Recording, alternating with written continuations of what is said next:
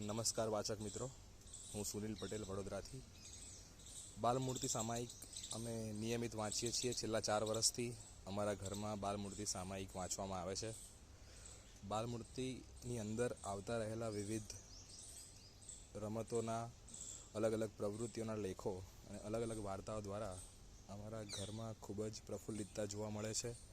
અમે અમારા બાળકો સાથે નિયમિતતાથી બધા જ લેખો વાંચીએ છીએ અને બધી જ પ્રવૃત્તિઓ અમે અમારા બાળકોને કરાવીએ છીએ, જેના દ્વારા અમે ગુણવત્તાસભર સમય અમે અમારા બાળકો સાથે વિતાવીએ છીએ.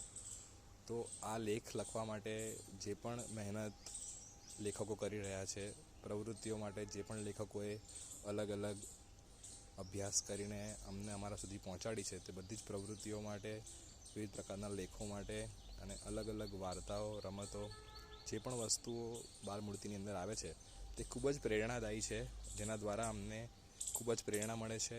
અને તમામે તમામ વાતો માટે હું તમામ લેખકોનો, તંત્રીશ્રીનો અને તમામ જેટલા પણ કાર્યકરો છે કે જેમના દ્વારા બાલમૂર્તિ સંપાદિત કરવામાં આવી રહ્યું છે, અને સૌથી વિશેષ કોરોના કાળની અંદર પણ બાલમૂર્તિ સામાયિક જે રીતે ઓનલાઈન અમને પ્રોવાઈડ કરવામાં આવ્યું, અમને આપવામાં આવ્યું, વોટ્સએપ ગ્રુપ દ્વારા પણ તે મોકલવામાં આવ્યું, તેના બદલ અમે એમના ખૂબ જ આભારી છીએ કે છેલ્લા 4 વર્ષથી અમે તેનો લાભ લઈ રહ્યા છીએ.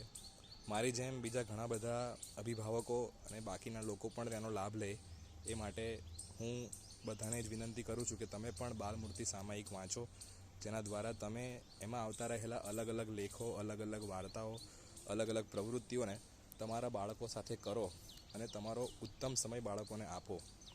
તો આ માટે હું તમને બધાને વિનંતી કરું છું અને બધા જ લેખકો અને તમામ કાર્યકરોનો હું આભાર માનું છું.